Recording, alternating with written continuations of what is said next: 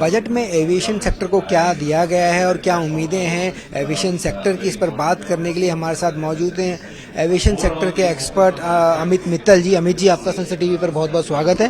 पहला सवाल, जो एविएशन सेक्टर है उसको जो बजट में एलोकेशन हुआ है उसका आधार क्या रहा और आने वाले वर्षों में एविएशन सेक्टर को आप कहाँ देखते हैं? बजट में एविएशन सेक्टर को के लिए 2-3 अनाउंसमेंट्स हुए हैं। एक तो सी प्लेन मैन्युफैक्चरिंग के लिए सपोर्ट दिया है गवर्नमेंट ऑफ इंडिया ने और वायबिलिटी गैप फंडिंग की बात हो रही है, उससे कि सी प्लेन ऑपरेशन में बढ़ोतरी होगी।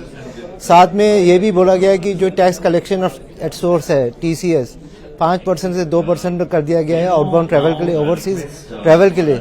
इससे क्या होगा कि जो सिविल एविएशन सेक्टर में आजकल लोग ओवरसीज ट्रैवल ज़्यादातर बाय एयर ही करते हैं, उसमें सिविल एविएशन सेक्टर को भी एक बूस्ट मिलेगा और लोगों के हाथ में और पैसा आएगा जिससे कि वो स्पेंडिंग कर सकते हैं ट्रैवल में।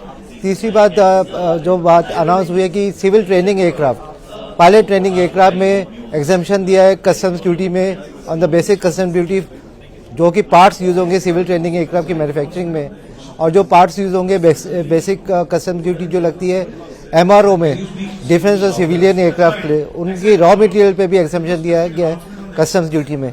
इन सब से overall aviation sector, aerospace sector को मैन्युफैक्चरिंग में भी और ऑपरेशन में हेल्प मिलेगी। हालांकि एक उम्मीद ये भी थी कि एयरक्राफ्ट फाइनेंसिंग को इंफ्रास्ट्रक्चर फाइनेंसिंग का दर्जा दिया जाएगा।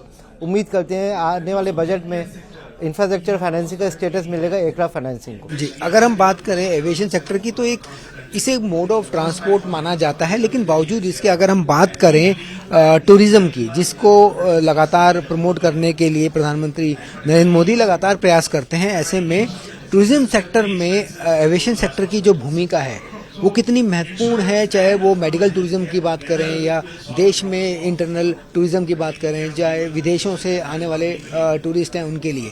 तो टूरिज्म सेक्टर को बढ़ावा देने के लिए और बाकी जितने टूरिज्म सेक्टर्स हैं उसको प्रमोट करने के लिए एविएशन सेक्टर की भूमिका कैसी है?